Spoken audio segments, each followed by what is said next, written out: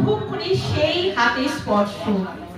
এক অন্ধ বাবা আর তার এক মেয়ে রাস্তায় পার হওয়া দু মুহূর্ত খাপ ছুঁয়েছিল ঈশ্বর।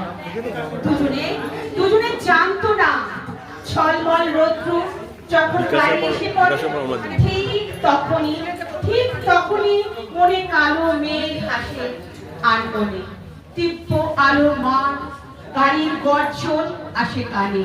সেও এক ওপরওয়ালার নিয়তির বিধান। অন্ধ বাবা জানতো না সামনে খাট, আর মেয়েটিও জানতো না পিছনে অন্ধকার। হঠাৎ হঠাৎ পথে নেমে আসে, তার হাত টেনে ধরলো তার বুকে। কেউ জানলো না চুপি চুপি কখন জল এসে ফিরে গেছে। সময়ের দূরত্ব সমুদ্রের গতিতে ভেসে চলেছে।